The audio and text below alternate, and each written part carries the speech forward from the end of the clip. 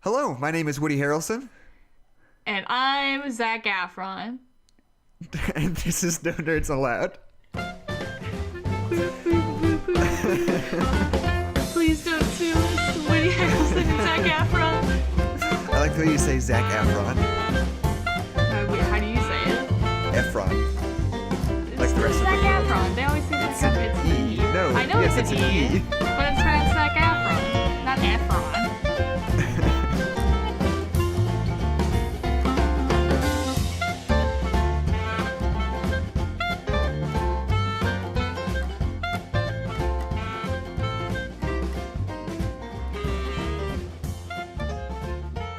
He's not French. Efron. Zac Efron. With, oh no, I don't know anything else French. I was like, I'll say a French food, and I'll be like, oh, Zac Efron with insert French food. And I was like, Escargot. oh, escargot. Escargot. I was like, with linguine. And I was like, that's very much Italian. Anyway, hello, I'm Jackson McMurray. I'm Adeline McMurray, and We already did the are intro, now don't... and we are in the middle of a court case between us and Woody Harrelson and Zac Efron. All right, let's see. I don't know. I don't have anything else to talk about. Do you want to just jump into it? Do you want to have anything in your life? No life that's happening? I went to Spokane briefly Yeah, I was there. and then came back. It was Yeah. very fun. I should have. You know what we got to do? We got to What do start we gotta having do? things lined up ahead of time before we start recording. I was thinking about it. If you're not thinking about it, then that's What were you irrelevant. thinking about? You haven't brought anything to the table. Oh, well, you do. So it's letting you go through it first. I recently got Photoshop, and I've been learning how it works, and like having like real brushes and real like drawing physics and being able to like actually draw on my computer like a regular human being instead of having to draw, scan it, and then get it on my computer and then trace it is so nice. I feel like a real person. Yeah, it sounds nice. What sort of tablet are you using right now? Just my computer. Oh, It's that's right, because you've got the Surface. Sorry, I yeah. forgot. I've got a Surface Pro, so I can just draw right the hell on my computer. It's so nice. I do have a bamboo tablet that's also really nice, but I have to get new nibs for it because the nib is getting really low on it. That's the Adeline, this is a family podcast. No, that's the pencil part of the pen. Like the point that comes out, that's the nib. Would you ever have a use for the bamboo since you have a Surface Pro now? I mean, I think the bamboo is supposed to be nicer, but I don't know because my Surface Pro has like pressure and everything. Right. So I don't know why I would need it. I don't know. And I also don't need to buy nibs for the pen that comes with the Surface Pro because it doesn't have one. It's just like a little foam tip. Yeah, So I don't have to doesn't replace have. It doesn't have those things because Microsoft is a good Christian company. It's classy. Doesn't force me to say nib all the time. But yeah, apparently removing nibs is like super hard and you can totally just like wreck your pen if you do it wrong. So I don't want to do it. I hate that whole phrase. Well, Removing nibs is super hard. it's called top surgery. I don't even Anyway. know what kind of joke that's supposed to be. I just know that I hate the sound of that phrase. I don't know what sort of imagery that's supposed to conjure. Anyway. So you don't have any creative endeavors? You're not doing anything with your time on this planet? I'm thinking about starting to do a couple more videos on this channel about comic books. Yeah. Like about actual comic books rather than comic book movies, as I have Yeah. been doing. I won't give it away, but I've got a lot of things to say about the rise Everything. of diversity in Marvel Comics and why it's great, and if you're complaining about it, you should shut up. But I won't give it away too much. Okay, cool.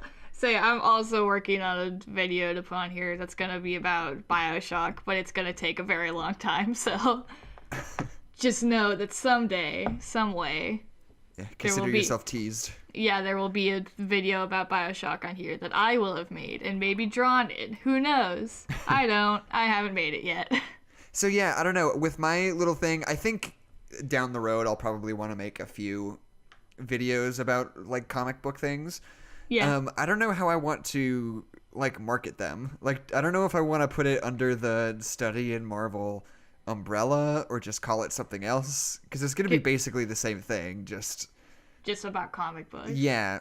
You could call it a portrait of Marvel. A Study in Marvel special report. Hey, shut up.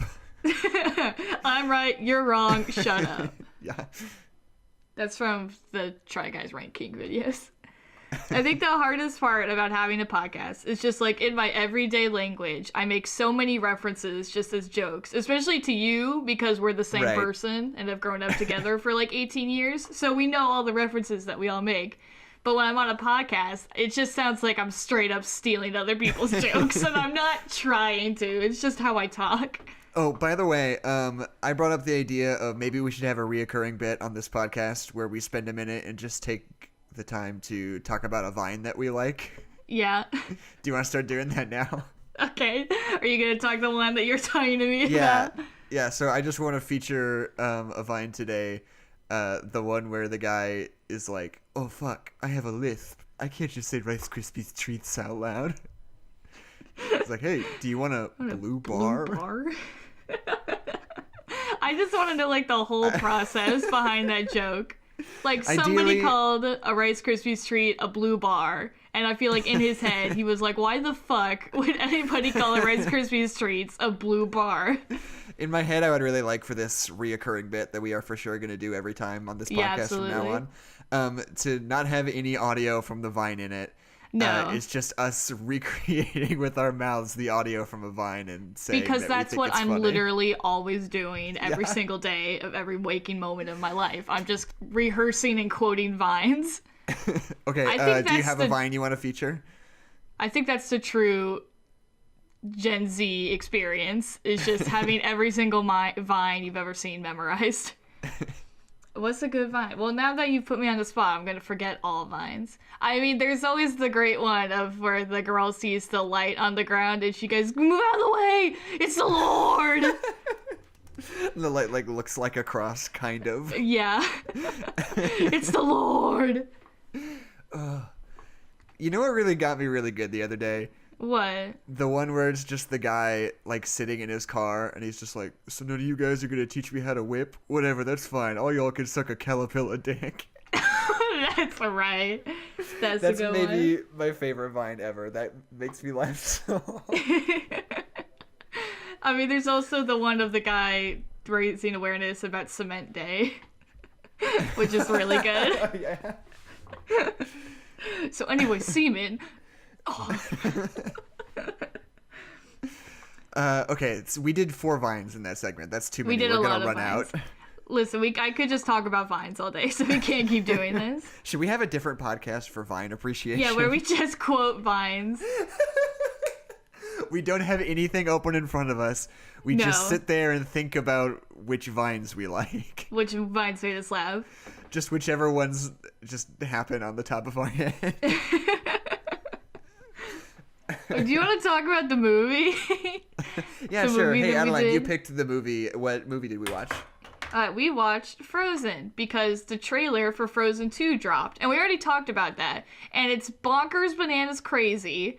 And so I thought we should revisit the original Frozen because I have absolutely no idea what they're going to do in the sequel. Like, after watching Frozen again and, like, watching the ending, it ends in such a perfect bow. Like, I literally have no idea what they're doing for the sequel. Right, yeah. So this is probably going to be sort of a situation kind of like we had with Buster Scruggs, in that I took these notes about 2 weeks ago.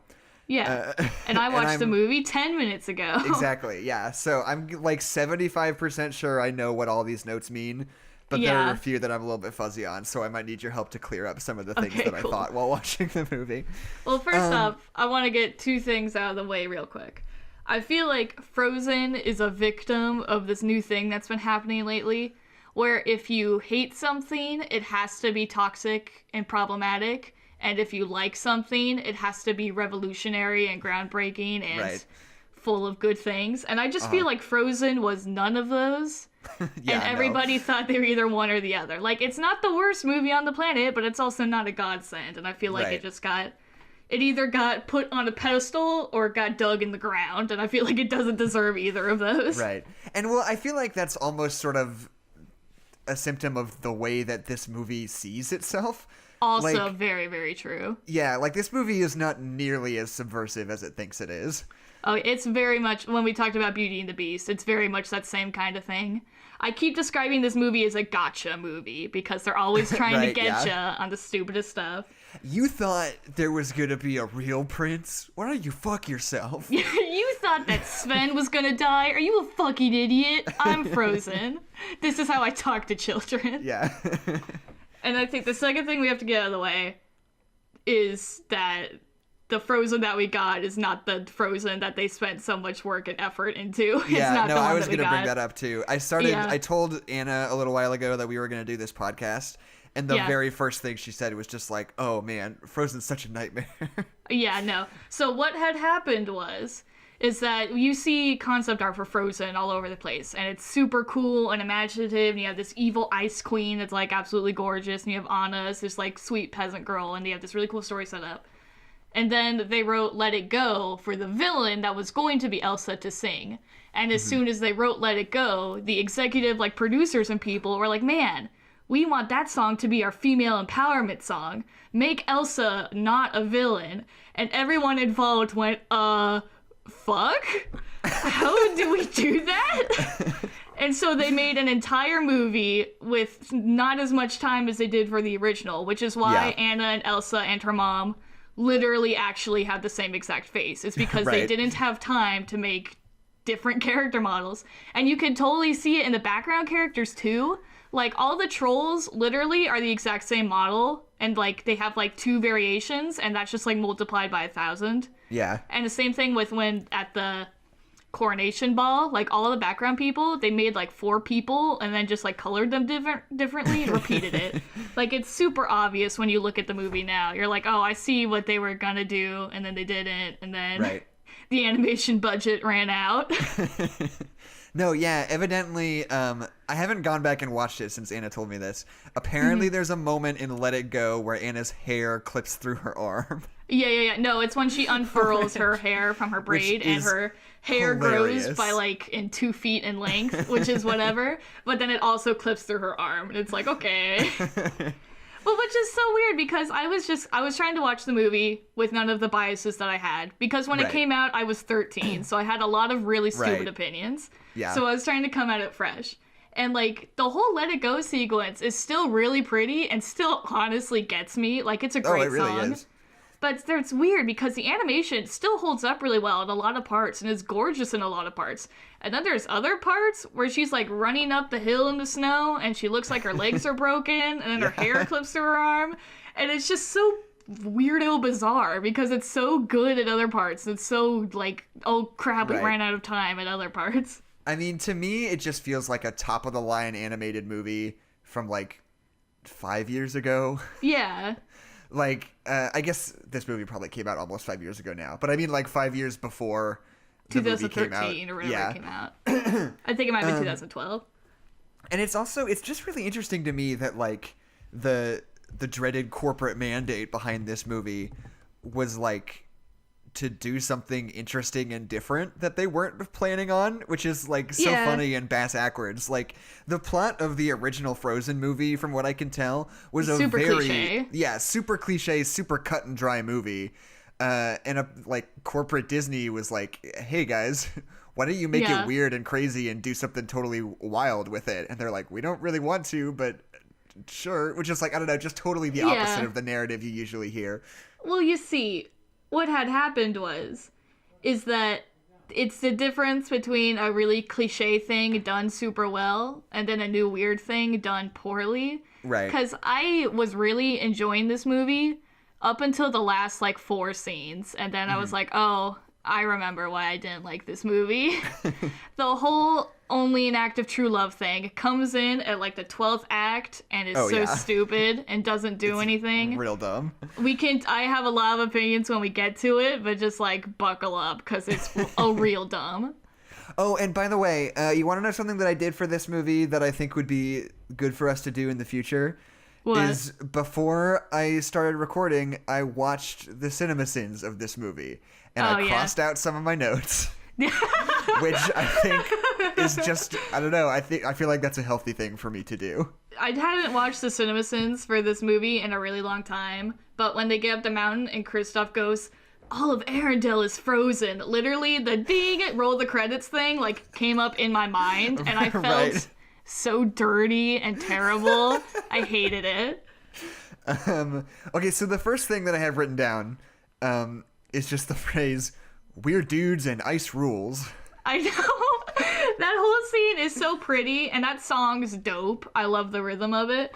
But the essence of that song is, man, ice sure is cool, but it's also spooky. Remember that, kids. But yeah, I don't know, and it like doesn't really have much to do with the rest of the movie. No. Also, why is this ice. 5-year-old kid here? And it's not like one of the guys' 5-year-old kid. It's just a kid that's here. He has his own carts and his own reindeer. He's doing his whole separate thing, but he's 5 and he's here. He's been put to work. It's the olden days. There were no child labor laws. Apparently. It's so weird because there's that... At the beginning, you're like, oh, this is one of these guys' kids. But then when they all get on the wagon to go home, and Kristoff doesn't get on the wagon, it's like, wait, who the hell is this kid? I thought you were part of this. Hold on. Yeah, no, he's just also there.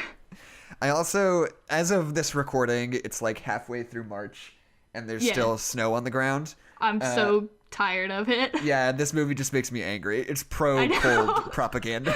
I was watching it in our basement, which is freezing during the winter, and I was wearing like 6 blankets and watching this movie, which made it, I feel like that was, I think the best way to watch Frozen is to watch it when it's cold outside. It's like a 4D experience. Yeah, well, because like when Anna falls into a river and is like, oh, I'm so cold, it's like, no, y'all, you're dying. No, you're dead for sure. Yeah, they just like touch snow and they're like, oh, whatever, I touched snow. It's like, no, when you touch snow, your hand is like cold and doesn't work for a second. Like, cold is bad.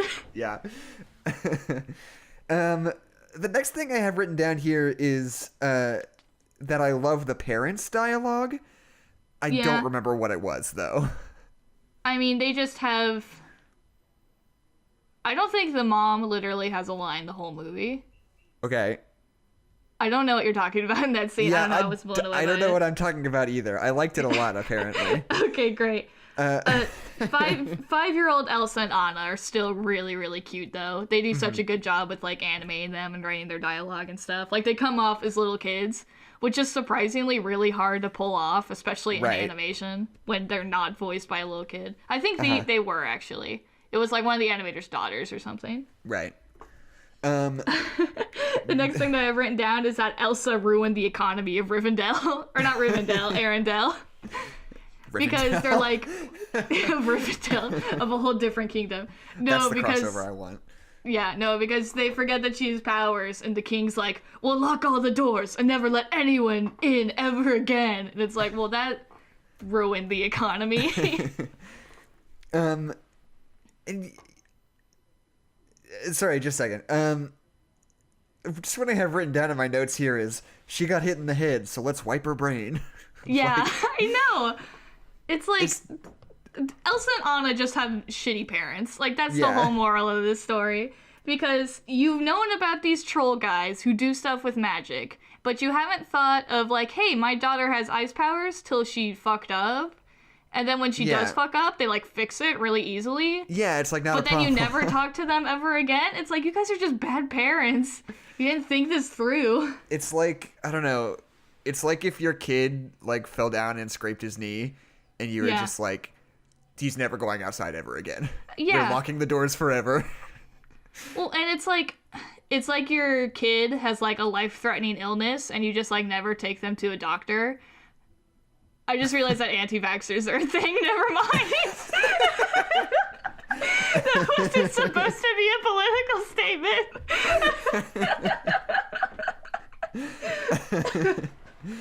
Oopsie boopsie, that's it. Elsa and Anna's parents are anti-vaxxers. Yeah, is the metaphor that I'm trying to make. I'm just gonna say, Do You Want to Build a Snowman is not a very good song.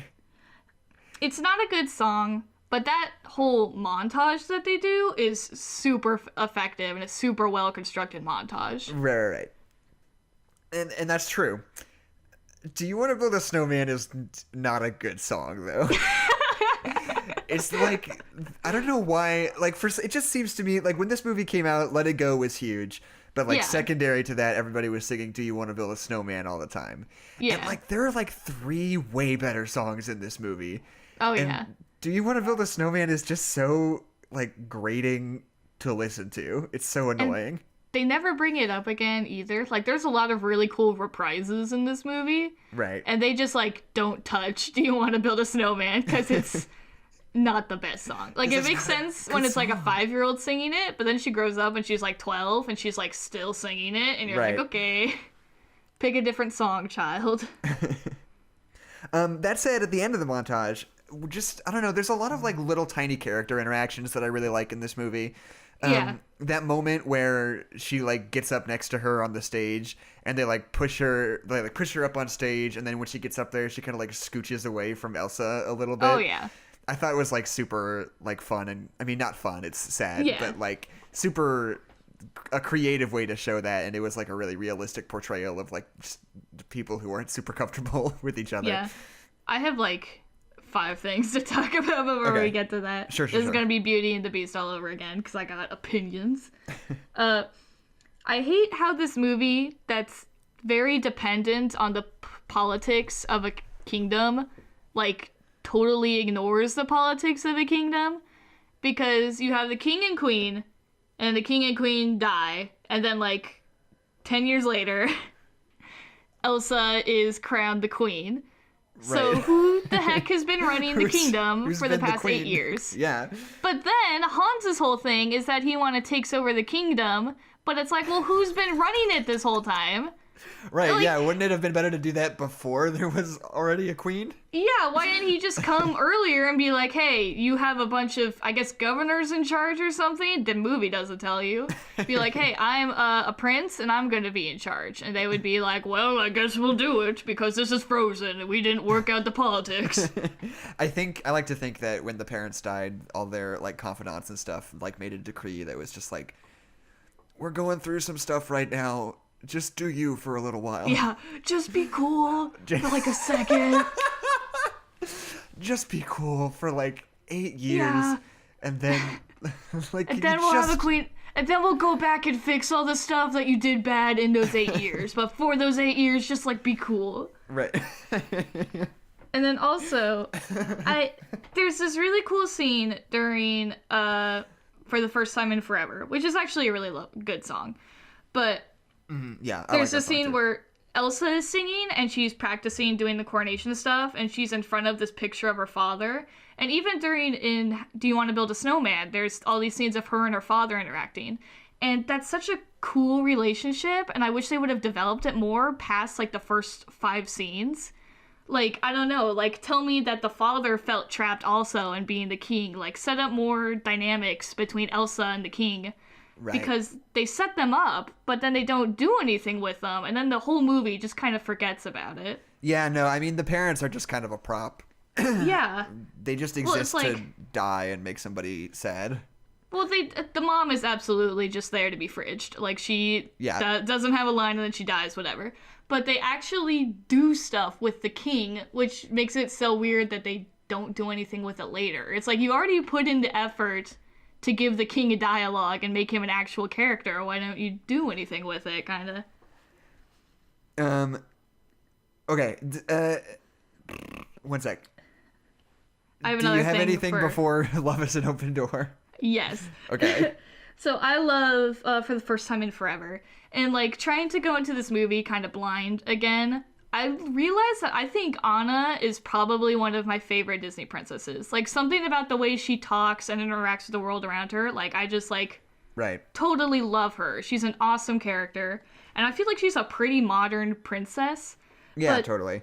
The movie is so dead set on her being an idiot, and it makes me so mad. That's what I was just about to say. She's, like, 20% too quirky.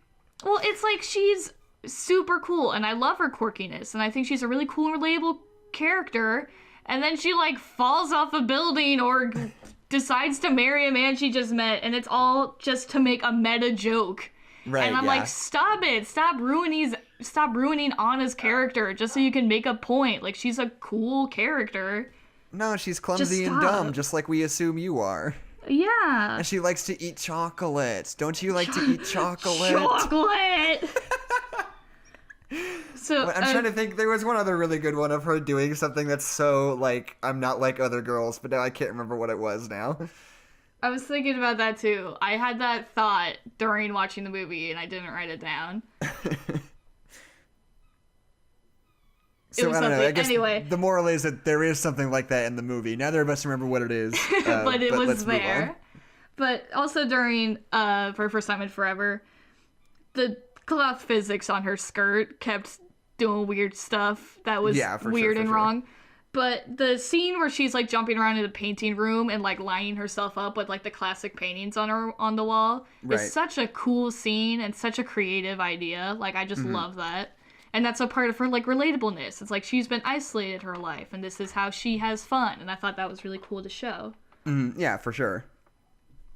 Yeah. Sorry, just a second. I got a call on my phone from a number I didn't recognize, and I panicked for a second, thinking I was supposed to be in work right now. Yeah. But I just checked my schedule, and I don't, so we're cool. Okay, cool. What was the last thing you said? I wasn't paying attention. Fuck. Roll back the tape. Something about... I literally don't remember. Anyway. Has Anna not been allowed outside of the castle for her whole entire life? Is that a part of it? Yeah, I guess that's the subtext to that. Well, because it's like, we're closing the doors, people aren't allowed in, so they don't know our daughter has ice powers. So it's like, yeah, okay, that makes sense. But then Anna's like, I've never met another human being. And it's like, well, are you not allowed outside? And like, why are they just letting you waltz outside now if you haven't been allowed to do that for all of your life? Right. And I imagine, like, the idea is to have it feel like an old fairy tale. And the idea that it's like, in all those old stories, it's always just like, and she was trapped in the castle forever. And that's like kind of the way it just works. But they wanted to do that, but they didn't want it to be as profoundly sad as that would be in reality. So they just kind of ignore it, almost. But they still did a little bit. This movie doesn't know what it wants to be, basically. And it's kind of not its fault, and it kind of is 100% its fault. It's weird. You've got all the notes. Stopping talking, because I don't have anything until Love is an Open Door. I thought you so were going to say something. No, I don't have anything to say. Okay. Oh, Anna and Hans are so cute. Like, they have such awesome chemistry. Like, the second they meet, they have this awesome chemistry going on. Right, no, totally. Which just makes the twist so much more stupid, because Kristoff and Anna's chemistry is Kristoff repeatedly telling her that she's an idiot. Like, Kristoff and Anna aren't good for each other until they weirdly fall in love at the end, which is just as stupid as Hans and Anna falling in love at the very beginning. Oh, wait, back up. I kind of disagree with you. I really like, what's the name of the guy with the deer? That's Kristoff, right? That's Kristoff. Okay, yeah. I really like Anna and Kristoff's relationship, because it's not like, I don't know, it's almost the like, oh, they don't like each other and they're mean to each other at first until they fall in love. But it's not quite that, because it feels a little more natural. It's like, I don't know, every time that he tells Anna she's a doofus, it's because she is doing something that's dumb. Well, I don't know, maybe this is just a female perspective, but like, I don't know. Every time he was like, you've married someone you just met, and she's like, yeah, this is a decision that I made and I'm sticking by it. I want to be like, yeah, shut up, Kristoff. It's none of your business. Stop telling her she's an idiot. Well, and I don't know, I guess maybe what it is the fact that she does react that way that makes it feel natural. If, like, he said that and she just, like, got all embarrassed or, like, I don't know. The fact that she sticks up for herself is what I think makes it feel natural. But I don't think that makes it more... You're right, but I don't think that makes it more romantic. But anyway, the point I was making is that the whole twist at the end is so stupid because Anna and Hans have such a good chemistry, and the way that Hans tells you his big evil plan is that he was like, I was gonna seduce and marry Elsa, but then she didn't like me. Right. But that straight up doesn't happen because Right. we never see him meet Elsa, and then Anna literally introduces him to Elsa. Mm-hmm. So, like, that whole thing that causes the plot twist never actually happened. Yeah, no, they give you absolutely no hints that anything is awry. And yeah, then which when makes they... me feel like they weren't planning on it until they were like, oh shit, we need a villain. Yeah. No, yeah, and so, like, when they pull the rug out from under you, they're just like, ha, gotcha, tricked you. It's like, I mean, not really. You just... No, you didn't set you just anything up. lied. Yeah. Well, it's like, what people really made fun of Coco because they felt it was like that same kind of gotcha ending. But it's like, no, Coco actually takes the time to set up a mystery. Right. And so when the mystery's solution is different than what you think it is, it's like, whoa, I didn't think of it like that way. Right. And Frozen, they're just like, we're not going to give you any information and then tell you that this good guy is a villain. It's like, well, that's not, you didn't earn that. You just, Right. like, punched me. And we're like, haha, you fell for it.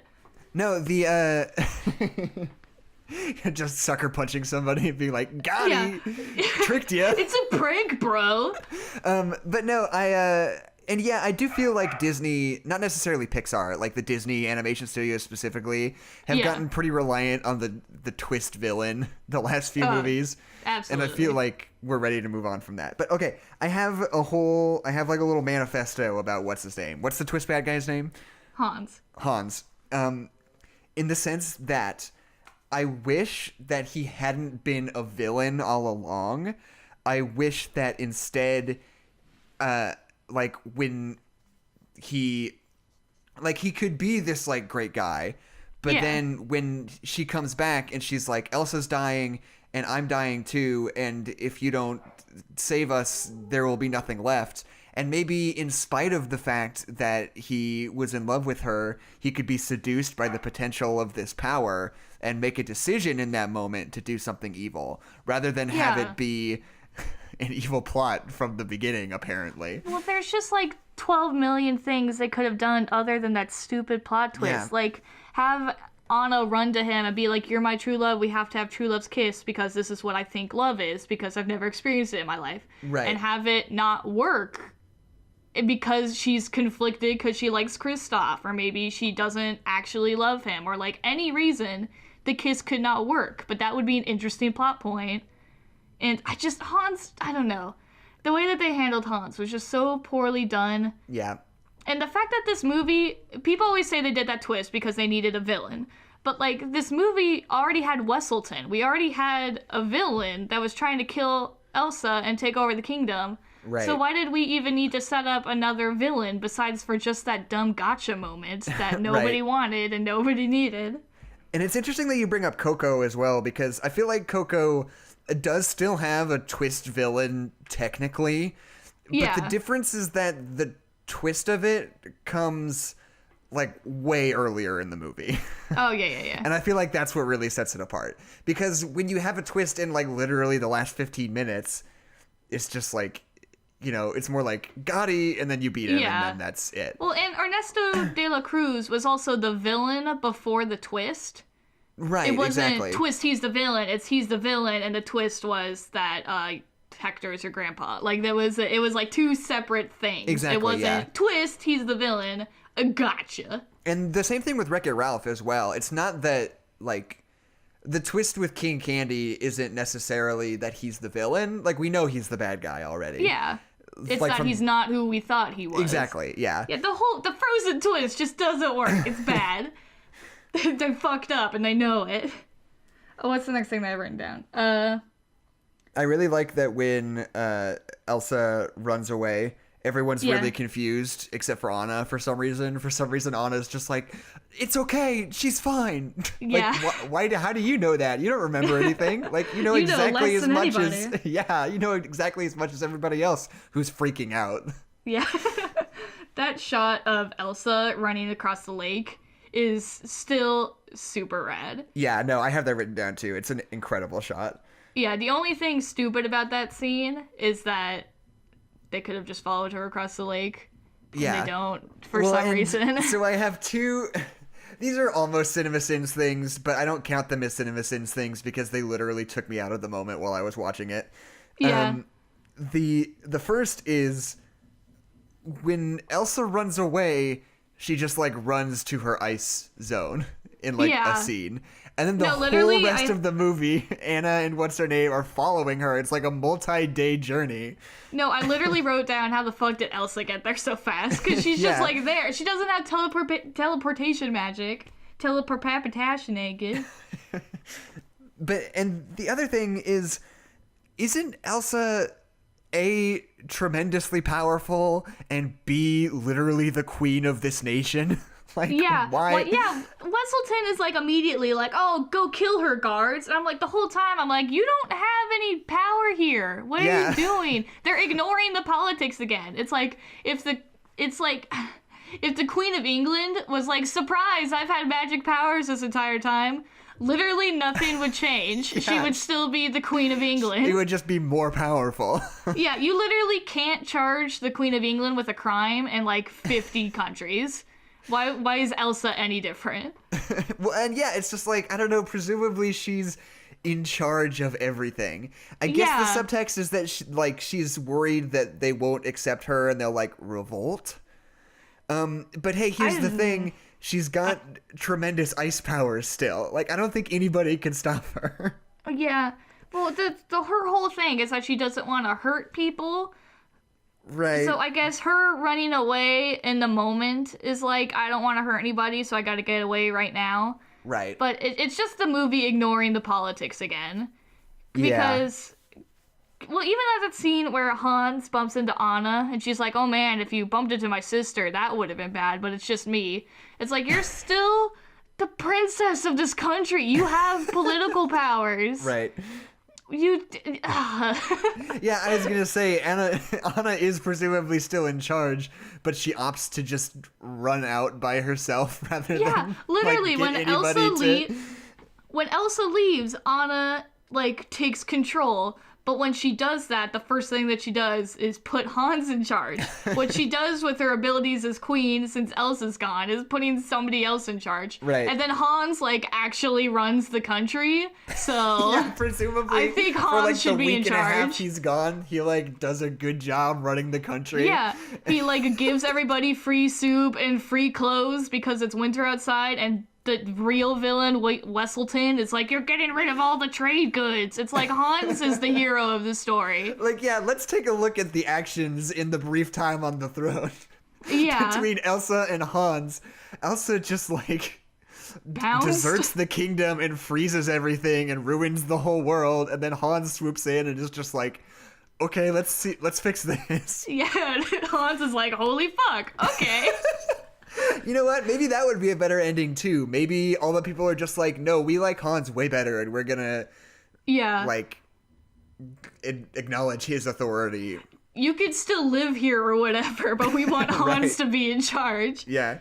Because no one has been in charge of this kingdom for, like, 10 whole years. Jeez. Okay, moving on. We already talked about the animation in Let It Go, but the whole song of Let It Go, like, still gets me. Like, that's really still good. A fantastic song. I have written down, were you raised in a barn was a very good joke. Yeah. Remind me what the joke was. Well, because Kristoff and Anna they're going to the North Mountain, and she puts her feet up, and he's like, were you raised in a barn? And she's like, no, I was raised in a castle. And then they move on. Oh, I thought it was funny because presumably Kristoff was raised in a barn. Oh, okay. And the fact that he's like, we raised in a barn I thought that was very funny. It's like, no, you were, Kristoff. I have some stuff before that. Something really bugs me about Elsa's Ice Queen outfit. It's very sexy and very revealing, and having this song that's about like personal empowerment and like having freedom for the first time, and the first thing that she does is put on this super sexy outfit, I feel like it's just not something that I want my little girl to see. Like, I don't know. It just like suddenly, I don't know. It was just it was two weird things to put together. That's totally a thing throughout all media.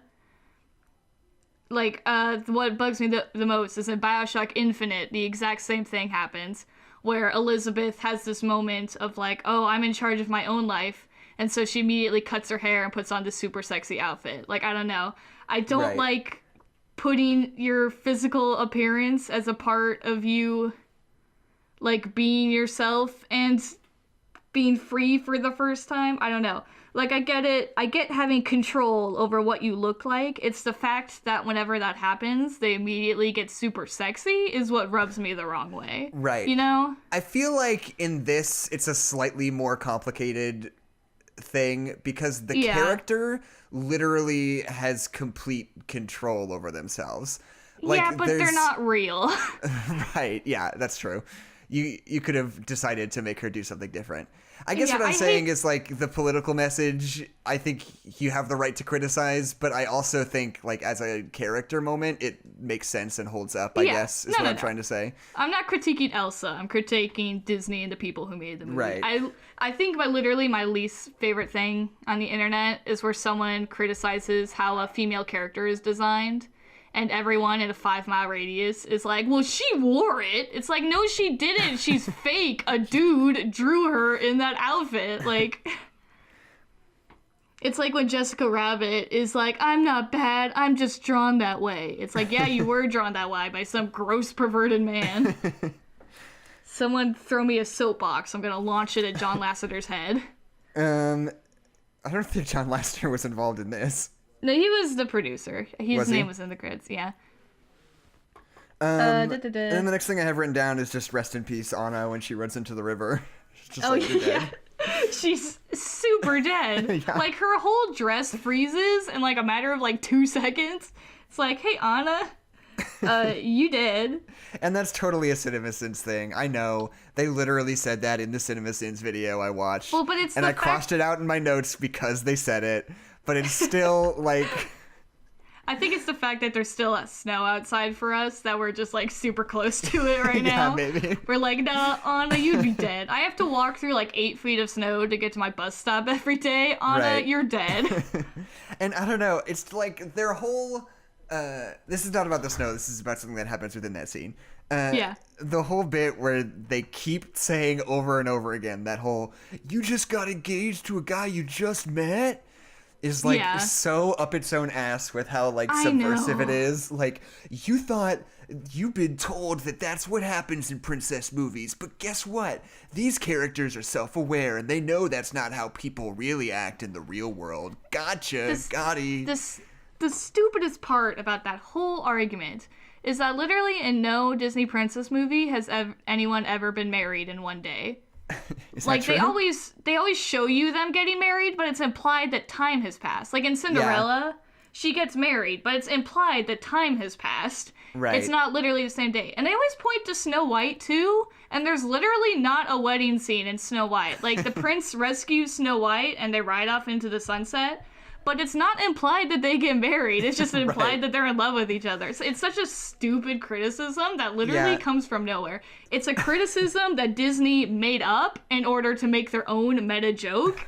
And if that's not just, like, so stupid... Well, I feel like the criticism isn't specifically about marriage. It's more of the fact that you've, like, fallen in love with a guy and make a decision to, like, run away with him, like, immediately. But that's not what they say. Right. They say is you're married. That's still the and attitude of what they say. I don't think it has to be precisely exactly the same scenario. I mean, I don't know. It's enough of a phenomenon that people got the joke when it happened. Isn't that true? I mean, it is a little bit true, but I don't think that's the point that the movie is trying to make. The fact that the movie is like, you are marrying the guy that you just met. Okay. Well, because Anna does the same thing with Kristoff. She kisses him at the end of the movie. They go off into the sunset together at the end of the movie, so it's hypocritical. Do they kiss? When do they kiss? They kiss when like she gets him the new sled. Yeah. Right. Okay. Yeah. It wasn't like during it's the climax. Implied that time has passed, but because I'm a moviegoer with no brain, I'm going to assume it's the same day. Yeah. No, yeah, and I feel like Disney has been so focused on, like, subverting itself lately that it's just annoying.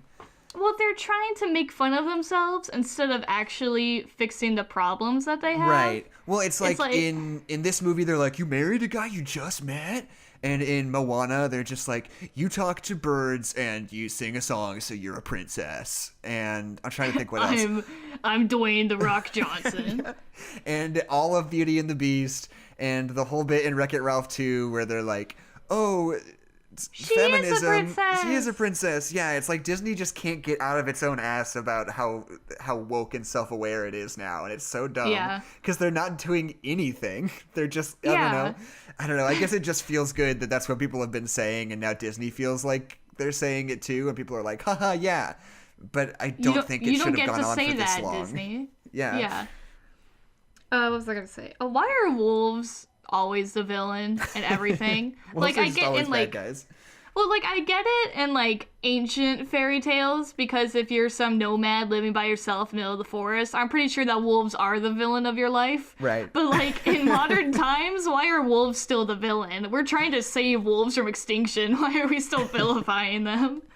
And the bit that they do where Sven and Kristoff like talk to each other, and it's like just Kristoff's voice, is a funny idea, and it would have worked if they had not shown Kristoff talking every time he's doing Sven's voice. Like, they should have played it more like Gollum in Lord of the Rings, where whenever you see the opposite person, you don't see like the person who's actually talking. Does that make sense? Yeah. Because every time they do it, it's like you just watch Kristoff saying it the entire time. And there's one time where they cut back and forth between them, and it works like 100 times better. Yeah. I guess I didn't really notice it. Oh, really? No. I feel like I had the thought. I was like, that him talking to Sven is like cute at first, but then it just gets weird. Right, exactly. Like, well, that's why it feels like, weird, because you are focusing on just him the whole time. You just watch him do that whole thing. Yeah. If you like shift the camera between the two of them as if it's a dialogue scene, then it adds like a sort of legitimacy to the phenomenon, I guess. Yeah. And it doesn't feel nearly as weird as just the one shot of looking at him pretend to be a reindeer. Yeah. There's a lot of shots in this movie, especially when Kristoff is hanging over the edge, where they like do stuff with snow, and the snow just like looks like moon sand. Yeah, where they totally just have the texture just like a little bit off to the point where you're like, hey, moon sand. And I notice that whenever they're like walking, their footprints don't totally like match up with the snow 100% of the time. Yeah. Yeah, I think that's the problem with animated snow, is that if you do anything in snow, it's gonna leave a kind of mark. Right. And like, especially with Elsa, when she's going up the mountain and she doesn't have any footprints, it's just super weird. Right. Like, yeah, I don't know. It's just the kind of stuff they probably would have been able to really pull off if they had the time. So what super rubbed me the wrong way about Frozen when it first came out is that all the animators could not stop patting themselves on the back for all of the engines that they made for this movie. They wouldn't shut up about the engine that they made for Elsa's hair. And it's like, well, good job. Her hair looks shitty. Yeah. And they're probably just overcompensating. I mean, yeah, they were like, oh, we generated 5 different things to make the snow as realistic as possible. And there's all these different kinds of ice in winter. And it's like, okay, but it looks bad. It probably just feels a lot more impressive to them because they did it so fast. And they're like, fuck, this looks pretty good. And we did it in like 2 weeks. And I'm super proud of myself. Yeah, we pulled this out of our ass and it looked pretty good. Everyone look at it. Okay, so regarding Olaf, I appreciate that they set him up earlier, and I think that's... I don't mind him existing as a character. No, not at all. I really like Olaf. Funny, though. Oh, I love Olaf. Olaf is really? funny. I mean, he's not annoying, so that's fine. Well, it's like, oh, I've been impaled is hilarious. Right, no, yeah. That was a great joke. That joke and the joke where he goes, I don't have a skull. Yeah. Those are both great. Those are very funny jokes. The rest of the time, I was just like... Because he's not annoying. He wasn't grating. It's just like every time they did some extended bit with him, I was just like, haha, okay, move on, please. Well, it's because Olaf literally has the mind of a 5-year-old because he was made by Elsa and Anna when they were 5. Right. So him kind of not being funny all the time, I feel like is very in character. Right. And the fact that Olaf is constantly quoting things that Anna and Elsa said in that scene when they were younger, I think is an awesome touch and really sets up his character. Oh, is he? I don't know if I ever noticed that. Yeah, well, because when they're going to see the trolls and he's like laying down on Sven's back and he goes, "Look, the sky is awake," and Anna said that same thing Oh, that's to right. Elsa. No, I do remember that. Yeah. Yeah, they keep doing that throughout all of Olaf's stuff, and I think it's really cool and really establishes his character. That being said, when did Elsa make Olaf? Because he's kind of just like wandering around in the woods till he finds Anna and Kristoff. Right. And then when they get to the castle, Elsa's like, "What the fuck is Olaf doing here?" Which tells me that she doesn't remember making him. So, Right. like, where the hell did Olaf come from? He's just a universal constant. I You know how they guess. say that, like, if you if you give a million monkeys typewriters, eventually they'll make the complete works They'll of make Shakespeare. Olaf. That's what Olaf is like. If you put give enough a million snow on the clouds a ground. bunch of snow, eventually you'll make a sentient snowman. I guess. Just through sheer force of will. I mean, it's happened so many times. Frosty the Snowman, Olaf, Exactly. the snowman from the Thor movie called the Snowman. That was just a guy. He wasn't a real snowman, but continue Are you to keep sure? listing. Yes, I'm very sure. Keep listing snowmen. There's the Jack Frost movie where the dad gets turned into a snowman. Yep. One more. Frosty the Snowman Returns. Stop motion, Frosty the Snowman. Oh yeah, Christmas in July where Rudolph and Frosty go to rescue Baby New Year. Wait, that wasn't Christmas in July. Why would it be Baby New Year if it was Christmas in Those July? might have been two separate movies that I I'm combined, pretty sure they but they're were, both yeah. terrible, and I never saw either of them. And I just Okay. wanted to point out a couple of really cool ice gags in the movie. Like, the whole bit where there's all the weeping willow trees that have, like, little frozen Oh, yeah. droplets of ice on them. And the bit near the end where... I guess that's not near the end. I guess that's pretty close to that. Is where, like, it's super windy outside and there's a whole bunch of, like, sideways icicles. Yeah, Like, yeah, 'cause that's they've when been- the impale joke is. Yeah, because they've, like, presumably been blown by the wind. I don't know, that's super fun and creative, and I really like the way Yeah. they play with the ice a little bit in this movie. That being said, there's absolutely nothing in Elsa's ice palace. What is she doing for like the week that it She's takes just them chilling. to get to her? She's She's chilling just and hanging singing. out. Shut up, Jackson. What? Stop making ice puns. Oh, that wasn't what I meant to do. Like, on hand to God, I wasn't trying to do that. But But she's just like walking around in a circle. Later, when we see her, she is just walking around in a circle going, "Control your emotions."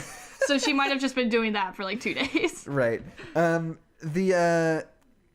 I really like the emotional exchange between Anna and Elsa in the castle.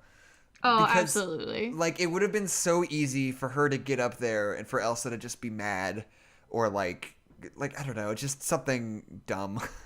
Yeah. But they, like, gave it a really nuanced perspective that makes Elsa feel like a real character. Like, the fact that she's like, you know, I don't blame you, Anna, and I'm cool out here. Like, it's fine. Yeah. Is, like, a really interesting thing for that character to say.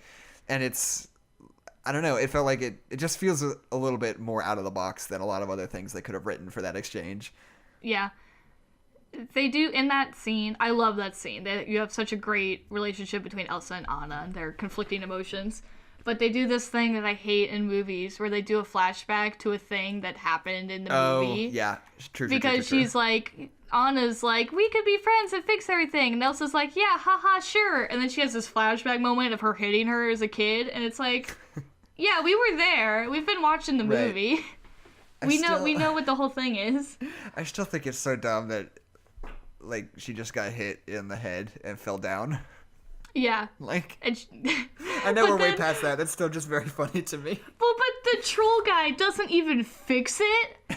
He just, like, makes her forget about it. Right. It's like if you broke your leg and you went to the doctor and the doctor just gave you some pills so that you forgot that you broke your leg. Yeah, the doctor just roofies you. Yeah, and then that fixes it, though. And then that's the solution. You're like, man, why does my leg hurt so much? And everyone's like, I don't know. Guess we'll never know. Just don't think about Yeah. it anymore. Never talk to your sister ever again. Yeah.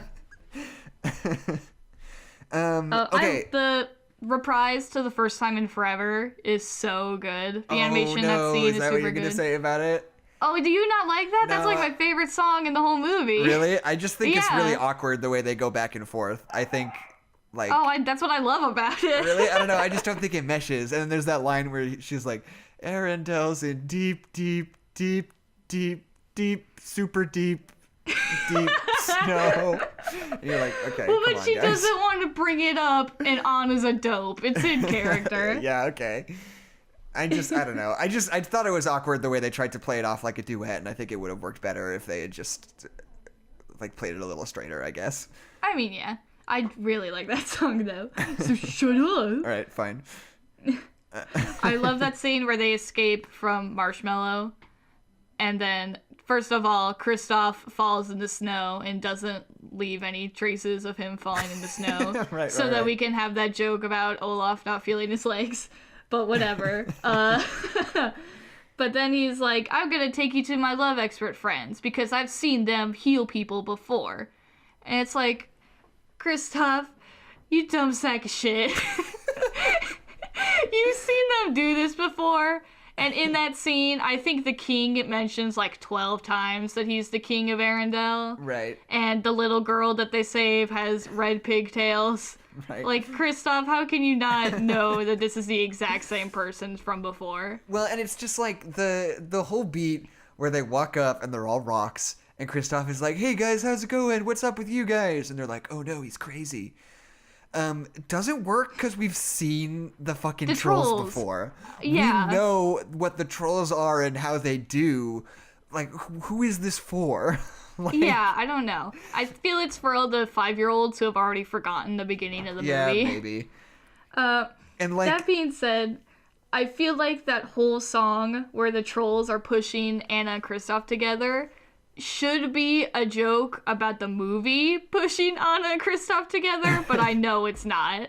They didn't make the correct meta joke, basically. Yeah, I don't know. And it's just like, it doesn't feel like it's in the right place in the movie. No.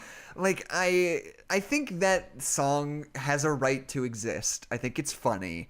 And I think it works on its own. I think when you put it in the context of Anna's gonna die in a sec, it makes it just really painful and awkward and like, wait, this shouldn't be here. Yeah, especially when the thing that's gonna save her is true love, and then you're awkwardly pushing these two people together. It's like pouring lemon into a wound. It's like, Right. she's already gotta find true love, and now you're shoving Kristoff onto her. It's like, just don't. And what I have written down is, you should fuck our son. Oh shit, you're dying. That is that whole scene, isn't it? I wrote down head/heart thing is weird, and just remind me specifically how that goes down. Well, because when Anna gets hit in the head, Grandpappy Trollman is all like, ha ha ha, I'm basically Gandalf. If you get the head can be persuaded, but the heart is a little bit more tricky. And he says it again when she's literally dying. That's so dumb. That's just the whole thing. It's like, oh, love, am I right, people? What if instead Anna got hit in the heart the first time, and the thing that saves And her she died. is her love of no. That'd be such a fucking mean thing to say about this movie. No, what I was gonna say is, what if she got hit in the heart the first time, and the thing that saves her back then is that her parents' love for her. That way, it would have set up earlier that familial love still counts. And or maybe also, even if it's Elsa solving it back then, then maybe. you would have. That would be a better twist than fucking fuck all of you. Anna loves herself. And maybe if I forgot the second half of what I was gonna say of Okay, my we're not maybe quite if there. section. We're not quite there yet, and I'm ready to go off, so I'm gonna push through really quick. Right. I know we're on the same side as Elsa throughout this whole movie, but when the guards come to, like, get her or find Anna or whatever they're trying to do in that scene, and she's just, like, these giant, like, javelins of ice keep propelling towards people. Right. It's like, Elsa, you were gonna stab this man through the head with an icicle. I know you're the hero or whatever, but girl, come on. That's freaking brutal. Oh, the other thing I was going to say is, does this movie really need the secret Ice Queen aspect? Or what I should say is, do we really need for Anna to not know she's an Ice Queen? To not know that Elsa's an Ice Queen? Yeah. I mean, yeah, I feel like that's just another part of the bad parenting aspect of this movie. Right. But is that, like, we can't have the kingdom. So, okay. This movie establishes stuff with, like, the book and the ice trolls. And even that book that he pulls out to find the ice trolls, it has this picture of a guy getting ice taken out of his head. It's like, okay, so we've established that magic is a thing in this world. Because even Wesselton is like, she has ice powers like we've seen before. We know what this is. But, like, Elsa's the only person we know who has it. This is an established thing in the world. Was there, like, an ancient ice queen who this happened to, but she, like, destroyed everything? Like, I want more context to her ice powers, because you tell me that there is context, but you won't give me the context. Yeah. What I was just going to say was that, like, I feel like the plot would have shaken out pretty much exactly the same way if Anna knew that she had ice powers, but it was a secret. Does that make sense? Yeah. Oh, yeah, because she would still totally feel blocked out by her sister, even if she knew the reason why. It would still hurt. It's just like a weird, like, awkward wrinkle that doesn't really need to be there. The next two things I have written down are, this is just the third Pokemon movie. With Entei, yeah. Yeah, my favorite, my father, Entei. But then the next thing I have written down is, actually, it's The Shining. What also, part of it? Yes. What part of it is like The Shining? I don't remember. I mean, ice is snowy. Oh, that's right. Okay, I guess that's fair. Okay, that was not a funny joke. I assumed that when I wrote it down, it was a funny joke, and you would provide the context to make it funny. But actually, it just wasn't a very funny joke, and I should have kept my mouth shut. Okay, cool. There's so much reliance on this movie, on romance, for a movie whose whole thing is that it isn't about romance. Exactly, yeah. No, that's what I mean when I say it's not as subversive as it thinks it is. Like, it wants to be like, oh, anti-romance,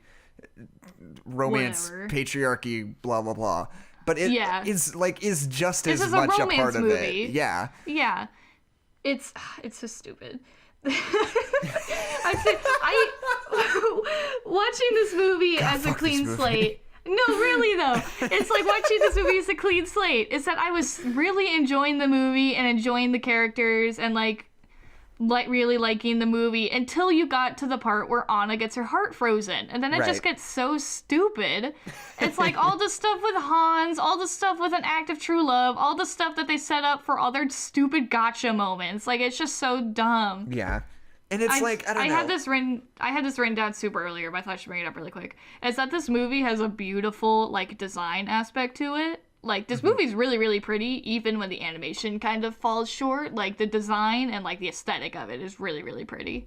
Right. And so, I guess what I'm trying to say is I feel very similarly about this movie as I do about Captain Marvel, which I just saw a little while ago. In the sense that it has something it wants to say. And it does say it, just totally... like, it's just not related to the rest of the movie at all. Yeah. And it's not like the thing you want to say is a bad thing. I totally agree with this thing you have to say. You just didn't do the work to say it well. Yeah, they have something that they want to say, but they just don't know how to say it. And so when they do, you're like, yeah, but no. And it's because the reason I compare it to Captain Marvel is, I know you haven't seen Captain Marvel yet, but like... yeah. There's the moment in it, you know, like the moment from the trailer where it's like her getting up over and over again throughout her whole life. Just and the coolest thing in the context of that trailer. And it's so cool. It's all about like perseverance and how women are always being put down and all this stuff. And I was like, oh, I'm excited for this movie because I saw that. But in the movie, that's not like a theme of it, really. Like, that's not what the movie's about.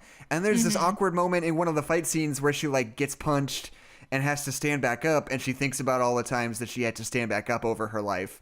And it's like, this doesn't feel good or mean anything because you haven't set it up. And I feel like Elsa being like, I love you, Anna, it's my love that'll break the curse, is the same thing as that. Like, you haven't done the work. It's the other way around, but you're right. Oh, yeah, true. Because they switch it around right at the end. Whatever. Yeah. Still, though, like, they haven't done the work to make that mean anything. Yeah. It doesn't feel satisfying because that's not, like, a theme of the movie, necessarily, before that. It's so much more concerned with the romance than it is with the actual sisterly love aspect. I have this written down earlier by saying, well, Kristoff and Elsa should get together because they have a lot of chemistry. Ice and being mean to Anna.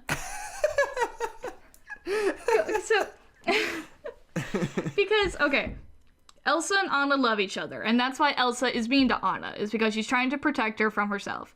But the problem with that is that when Anna loves Elsa unconditionally, and Elsa kind of doesn't love Anna unconditionally. Right. Because she gets mad at her and hits her and then leaves.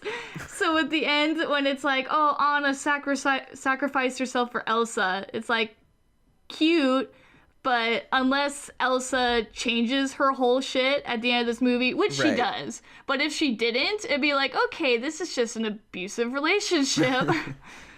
So, and to her credit, Elsa does realize, okay, I don't need to be afraid and I don't need to be so rude to you. But, like, just in the context of that scene, it feels a little bit, I don't know, it's weird. Yeah. The relationship is weird. Right, and well, that's the thing, is that they play Anna so dopey that, like, it does kind of feel like everyone's just, like, very mean to her the whole movie. Yeah. And they do, I don't know, I think they do a good job of playing it off as funny. But it's just one of those things that when you start to really think about it, you're just like, yeah. Everybody's mean to Anna. Yeah, everybody's I love very mean to Anna. Well, okay. So what also makes me mad about the end of this movie is Olaf putting himself in danger for Anna not true love? Is Kristoff coming back in general not an act of true love? It's like, in the context of that scene, you have so many people doing good things for Anna because they love her, but the movie just decides that those aren't good enough because we want a gotcha moment. Yeah, exactly, because we want to make you feel like we have something to say. Yeah, it's the fact that Anna loves it. It's Anna's love that saves the day. But it's like, I don't know. You've been mean to Anna this whole movie, and people are finally trying to be nice to her, and then you're just going to be like, well, because Anna loves them, it's okay. Right. Anna deserved better. And I also just want to point out the gag at the end where all the snowflakes are frozen in the air. It's good stuff. It's super. Oh, that whole scene on the fjord is just gorgeous. Like that scene where Kristoff is running on Sven and the boat starts to fall over and they're like rushing through the boat is super cool. And it's ruined by the fact that Sven falls in the lake literally directly after that. It's... That's... Okay, Sven falling into the water. Just like totally... It's just this movie, it totally made me feel, it's like this movie doesn't actually care about what it's doing. It just wants to be emotionally manipulative. Yeah, no, totally. It's like, you can be, quote-unquote, emotionally manipulative while you're trying to tell a story. I'm going to use Coco again. Like, in Coco, the ending is heartbreaking because Mama Coco is forgetting Mamma Hector, Mia. and it's heartbreaking. And it's not... But they're not setting up this fake situation to make you cry and then get it over with. It's like, no, we've been building this moment the whole movie, and this is important, and it's sad because it's important. It's not just, oh, we're going to make you cry and then we're going to move on, whatever. Like, Frozen doesn't care about what it's doing. It just wants to get you. Right.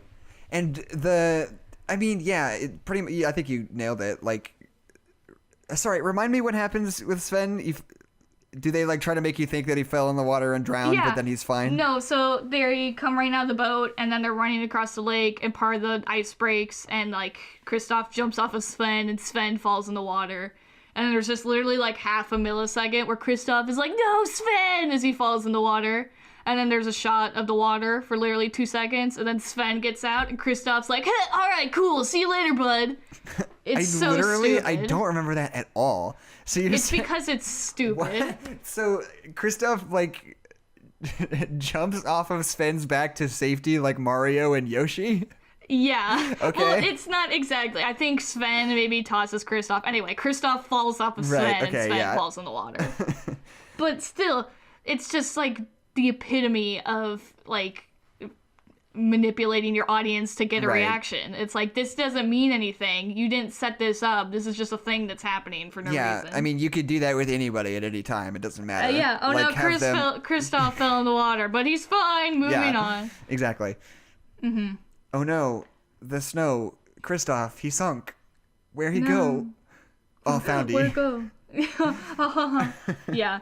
That scene, the shot where Kristoff and Anna are running towards each other, and then Anna looks at Elsa, and she makes the decision to run to Elsa, is a gorgeous shot, and I think that's a super cool scene.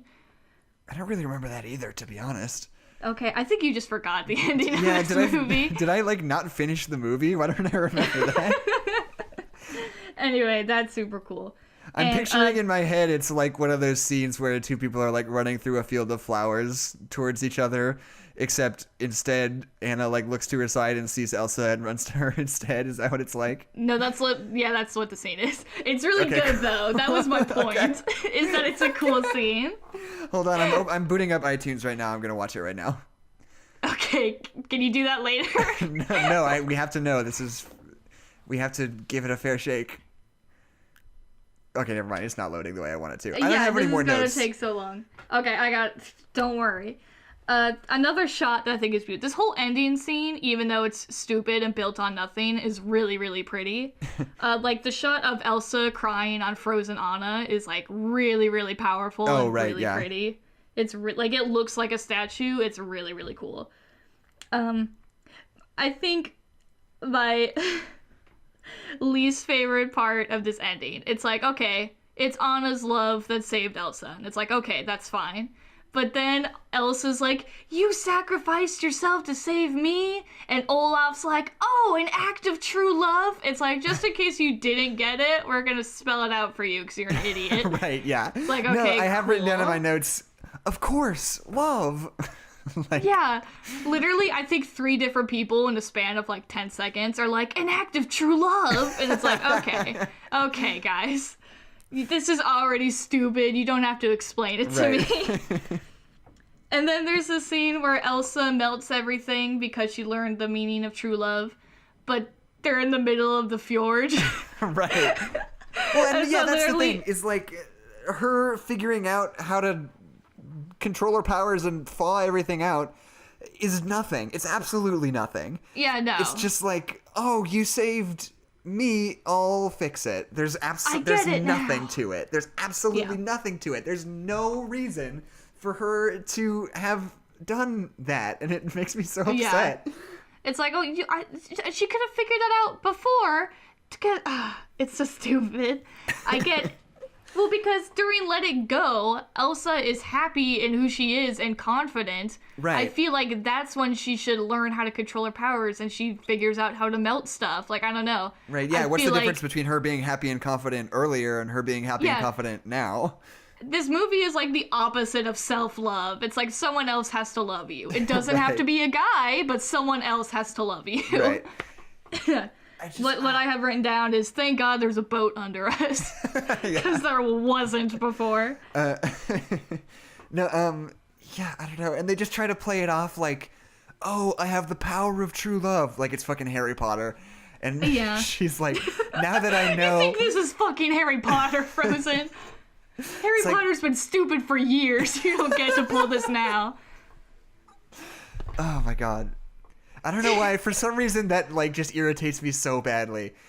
Like, just that she's just like, I'm gonna fix it now with my powers I've had this whole time. Like, it's nothing. It's nothing. Well, she doesn't learn anything. Yeah. And she, like, kind of does. She learns that she doesn't need to hide herself away, which is great, and I think that's a great lesson. But there's no follow-through. It doesn't she make just kind of fixes everything. It shouldn't make you not be evil anymore. I don't know. Yeah. I mean, not be evil. You know what I mean. Yeah, I want to fix what I said before, because I feel like I don't super agree with it. When I was talking about Anna saving Elsa by loving her was kind of abusive. I don't want to characterize Elsa as abusive, because she's very obviously a victim of abuse within the context of the story. But I guess I needed more of Elsa being nice to Anna, because we do have those scenes where Elsa and Anna are laughing together and having fun. But I think it's literally one scene, and then the rest of the movie, she's mean to her. Right. The whole crux of this movie is about love and true love, and everyone is mean to Anna, and it just makes me so mad, because I love Anna, and I want everyone else to. It's like, Kristoff, stop calling Anna an idiot. Elsa, stop freezing Elsa, or stop freezing Anna all the time. Like, I don't know. I feel like I needed, like, 2 more scenes where Anna and Elsa had chemistry other than when they were 5. Right. And then I would believe it all so much more. But because we don't get that, when it's just like, well, I love you no matter what. It's like, that's great, Anna, and you should, because that's the nice thing to do. But it just feels bad that no one else reciprocates that for Anna, you know? Right, yeah, no, totally. Yeah. This movie is beautiful. It's got fun characters, it's got a great aesthetic, and it all falls apart at the end when they realize they didn't know what to do with this story. I just want to point out, I'm like paused in a freeze frame of this movie. A freeze frame? Nope. I'm paused at the end of this movie, like when they're all ice skating at the end, and I'm just looking at it and looking at all the people in the background, and they look so fucking bad. They're all the same person? Well, let me take a look. No, they're not all the same person. They do look like they're in Wind Waker, though. And not the good version of Wind Waker. Right, no, yeah. Actually, some of them are the same person, for sure. Yeah, no. All of the, like, skinny girls in the same exact dress are all the same exact person. Uh-huh. Uh-huh. This is hilarious. So, At least it's not as bad as Space Jam. That's true. Okay. Unrelated. Super unrelated. We were watching The Hunchback of Notre Dame with my friends. And this was, like, just when, like, 3D animation was becoming a thing. There are so many shots in that movie where it's a 2D animated movie, but there's so many shots where, like, the crowd are, like, these terrible, like, 3D models of, like, square people. Oh, really? It's crazy and super weird. Like a Beverly Hillbillies music video?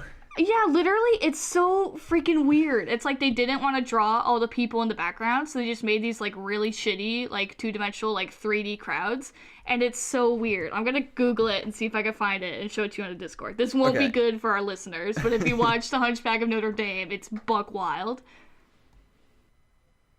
Are you still there? I'm still there. Sorry, I'm just thinking about the fact that I just said Beverly Hillbillies, and I don't know why. I was trying to say Money for Nothing by the Dire Straits. Okay, cool. a famous music video with blocky cube people. I don't know why Beverly Hillbillies is in my head. Is there some connection between that?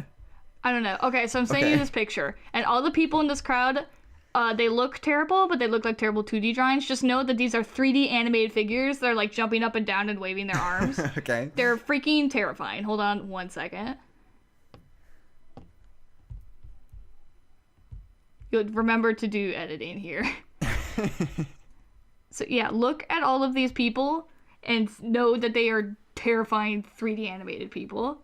Oh, really? Yeah, they just kind of... Oh, I can kind of see it looking at the guy with the beard.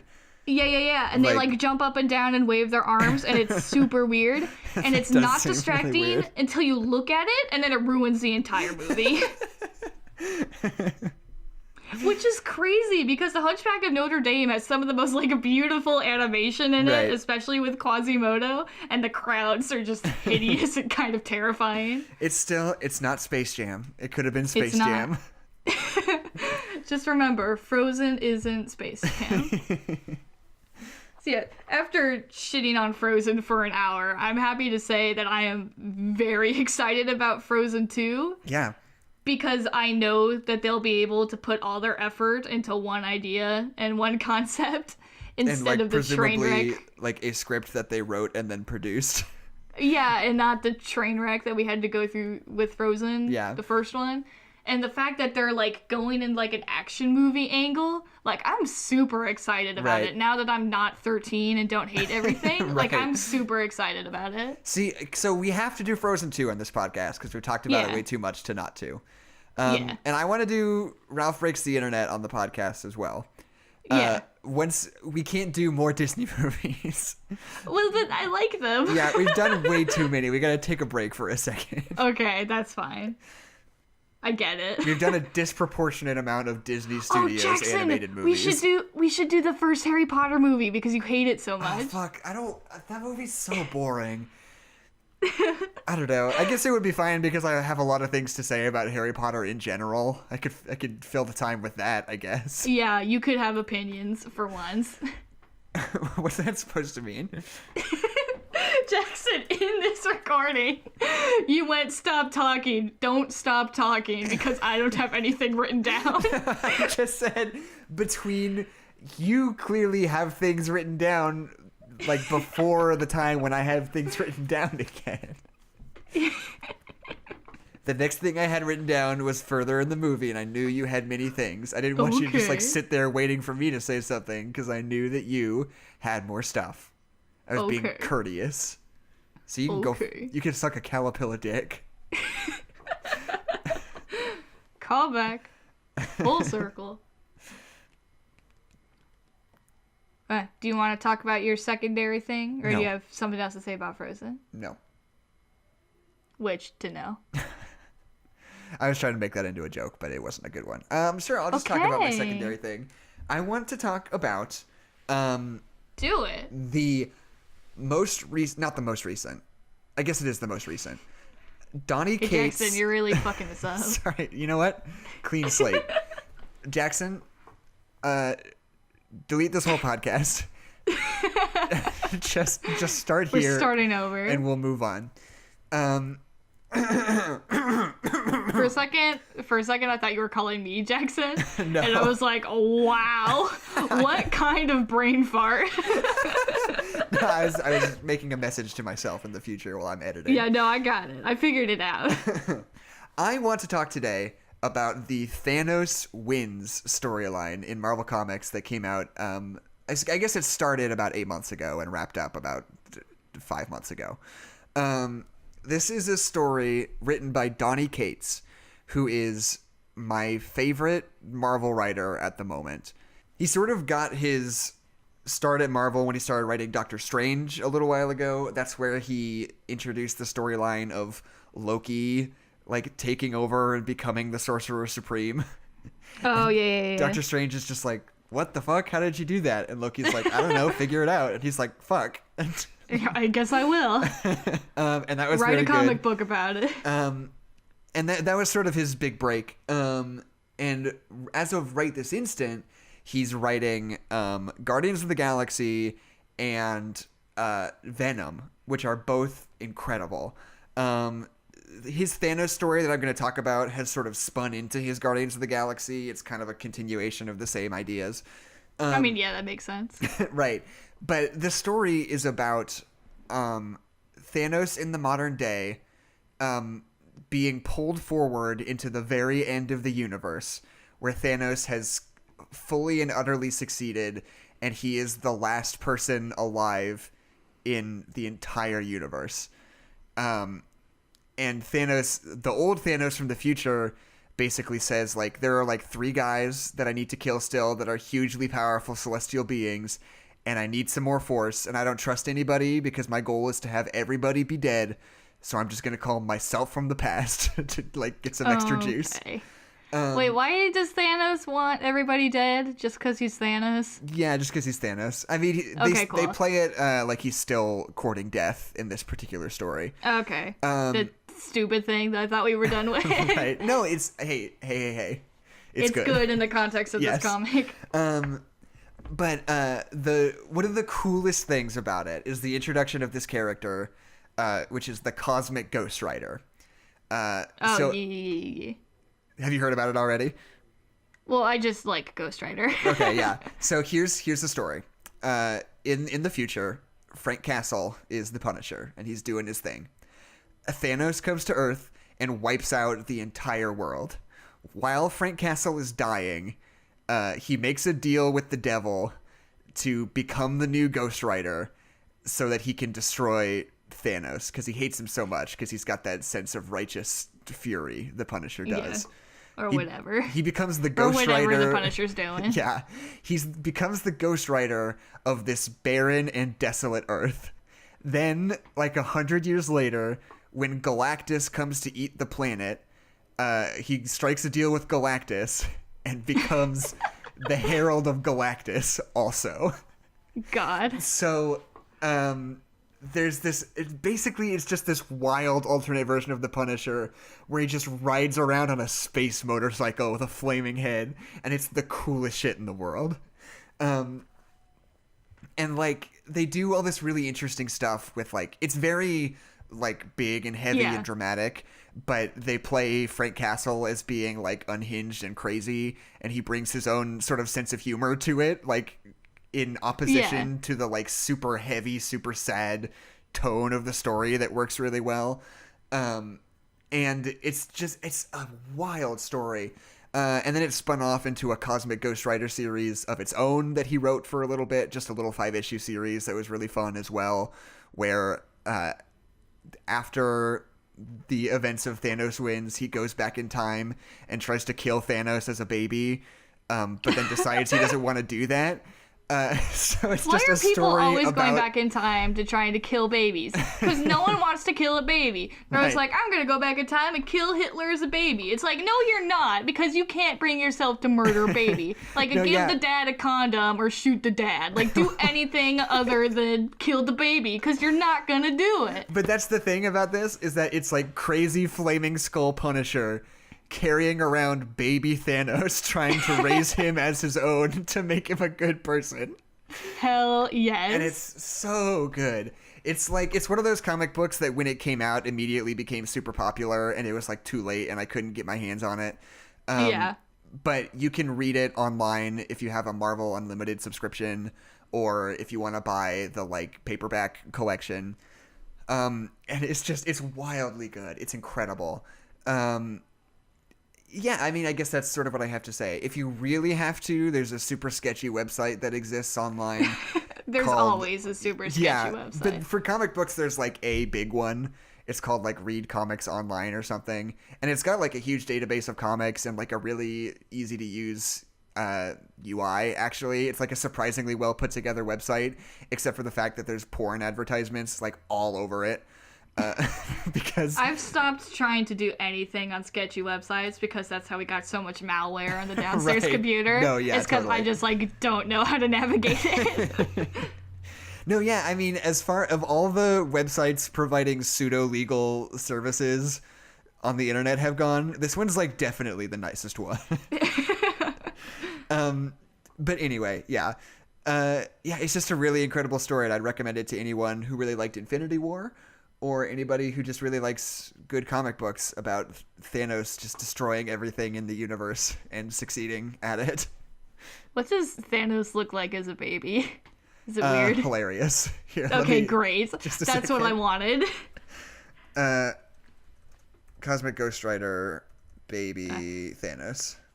There's one very exploitable image in this picture I'm going to show you, so I think I honestly will put it in the thumbnail. Great.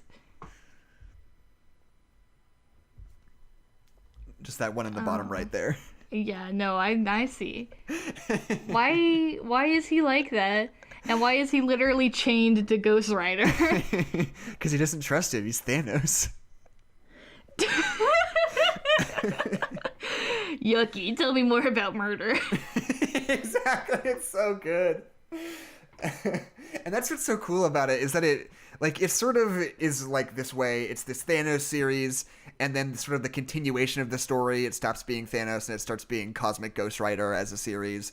And then from there, it turns from Cosmic Ghost Rider into Guardians of the Galaxy. And it changes tone 3 times when it makes that transition, but it does so smoothly and cleanly that it doesn't even feel like it. It all like fits together really well, even though the start of it is like end of the universe, super rough, dark shit, and the first issue of Cosmic Ghost Rider is baby Thanos saying things like, "Yucky, tell me more about murder." Yeah. And it all like feels like it fits together as a coherent story. It's so good. Yeah.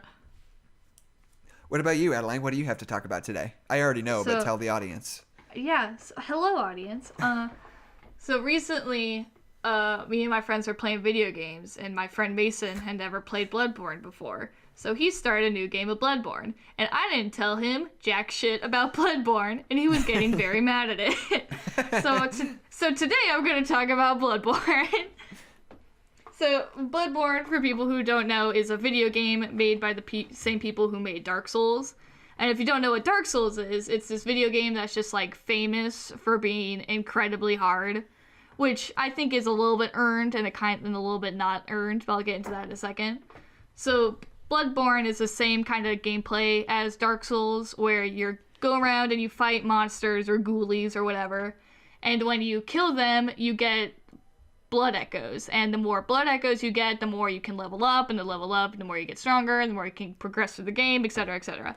So that's like how it's set up. But what makes Dark Souls and Bloodborne so hard is that the game kind of doesn't... the game tells you that.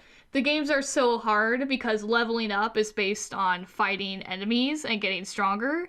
So you are constantly getting your ass handed to you by everything. Right. And the game kind of enjoys making you accidentally fall off cliffs and having booby traps and stuff like that. Right. So they just became famous for being incredibly hard. But I don't think that's necessarily true. I mean, it's hard in the fact that you have to learn and get good at it.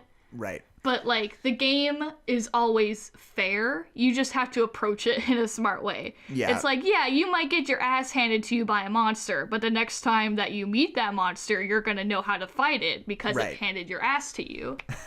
And you're like, I don't want this today, sir. And he's like, well, okay. Send this back to the kitchen. Yeah. No, yeah, I like to think of it as very much like the original Legend of Zelda, in the sense that it's like there's no...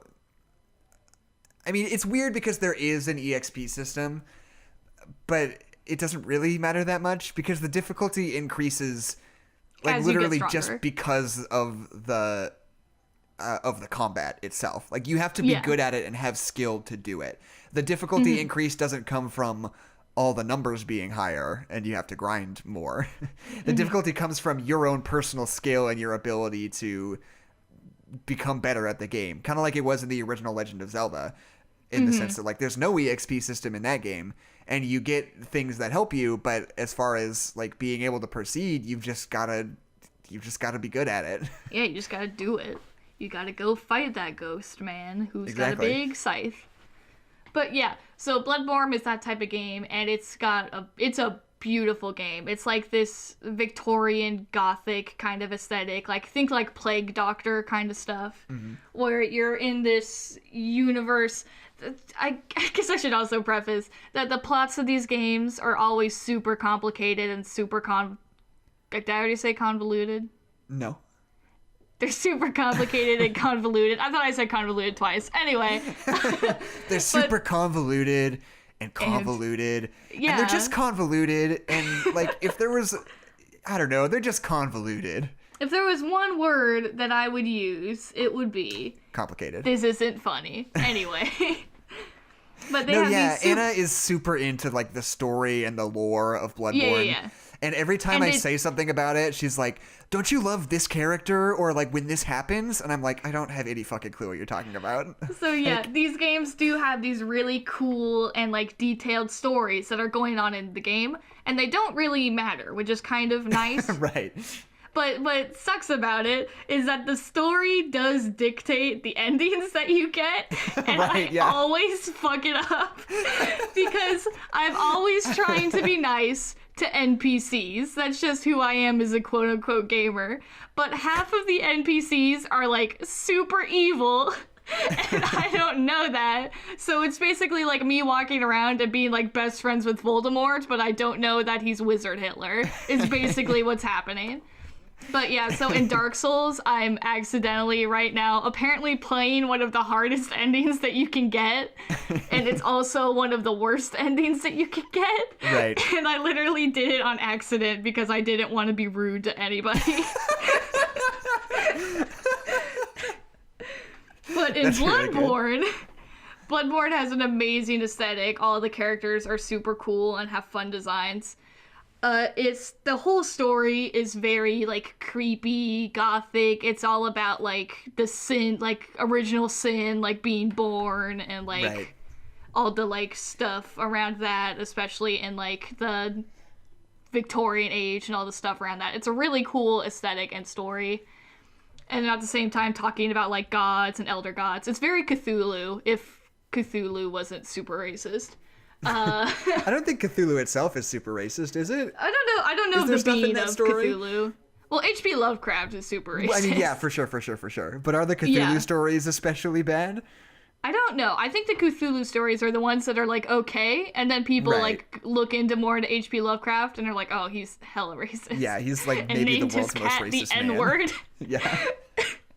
Anyway, Have we talked about that on the podcast already? I feel like we have. Probably. Yeah, H.P. Lovecraft named his cat the N-word. That's all we have to say about him. This is so funny. He's just the world's biggest racist. Oh my god. Sorry, continue talking about Bloodborne. Yeah. No, Bloodborne is very Lovecraftian. It's that kind of like cosmic, creepy monster sort of thing. It's such a cool and interesting aesthetic. And it's a game that feels really good to play, but because it's so hard, you kind of have to like earn getting good at it. Like you get good at the game because you kind of have to be. And yeah, and it does get frustrating, but it's worth it because you can progress. Right. And well, that's the thing. You remember when we first got it, when we were at our grandparents' house, I was playing it. And I just sat there on that tiny TV for like hours and hours over like 3 days, just trying to fucking get past the first zone. Oh, yeah. No, Bloodborne, okay, people talk about all the time about how hard Dark Souls is. Literally, no video game in my entire life has been as hard as the opening scene of Bloodborne. Right.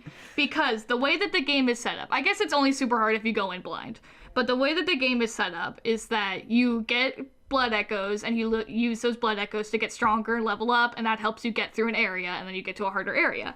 But in order to level up for the first time, you have to have Madman's Knowledge or 1 Insight in order to level up. And the way that you get that is that you can find it in certain areas or by beating the first boss. But both me and Jackson had no idea that's what you're supposed to do. Right. So I think it took a literal month to get past the first part of Bloodborne because it's just like crazy hard because you are a babe in the woods with no abilities and no levels. You're weak as hell. And you're just trying to get anywhere through all these monsters that are like made to kill you basically. Yeah. Until you get that 1 insight. And so I think that's literally the hardest any video game has ever been, has been the opening scene of Bloodborne. Right, and that's the thing about it though. And the same is true for Dark Souls as well, is that it still feels really good to play. Like, oh yeah, totally. You get frustrated with it, but I mean, like I said, in the same story, I didn't get anywhere, but I sat there and I played it for like hours and hours and hours. Yeah, because it's still, even though I wasn't making any progress at all, and it was still really fun. Can't stress this enough, how much we weren't doing anything.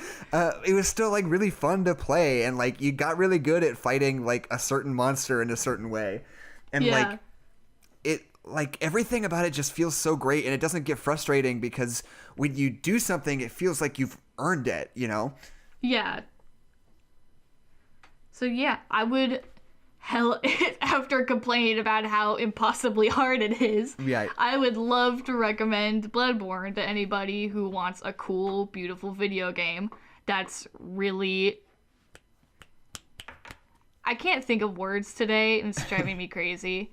That's really... Cut this out. What's the word that... Immersive. That's the word I was looking for. I would super recommend Bloodborne to anyone who's looking for a fun, totally immersive video game that's like beautiful, has a cool story, and is like genuinely fun to play. Like, it's a great game. It's one of the many games that I point at when I want to talk about how video games are art. Like, Bloodborne is absolutely art. Yeah. Hey, would you like to hear a 5-star review of Frozen? Yes, I would. Great, sit down for a second while I find one. Great. You never do this beforehand. No, I never ever do. We need to make sure that I A, get reviews, and B, think of something to talk about beforehand every time we sit down to do this podcast. Yes. Okay, so this this is a 5-star review from letterboxd.com by a user named Hazi Schneider. It looks a lot like Nazi Schneider, but it's not an N, it's an H. But I swear it's not. He says, I think it's a he, the profile picture is a dude. He says, "This movie is revolutionary. I don't care what you think. Frozen is a wise and strong movie for childs and adults. Frozen show us how love can literally be warm and save you from cold. Frozen show us that we need to help and trust each other. Frozen show us that romantic love isn't everything. It might sound obvious and a little cringy for you, adult, but not for the kids." Oh my god. You can also see Elsa's fear as a metaphor with an E at the end, Great. to many issues. Her sister helping her to take care of her mind and holding on, it's beautiful. For an adult is beautiful. For a children is life-changing. For children. Talking about its advertising, Frozen changed the market. We got boys watching a princess movie. We got girls dressing and choosing blue because of Elsa. We got everyone singing Let It Go. You couldn't escape the fever. You catch a cold. You couldn't escape. It might sound cringy to you, but To you, I don't have an end adult. to the sentence. God, that's so good. Love can literally be warm and not cold. And save you from cold. My name is Jackson McMurray. And I'm Adeline McMurray. And this has been No Nerds Allowed. And there are no nerds allowed. I feel like I hit the jackpot with that one. Yeah, that was a godsend. Can literally be warm. What?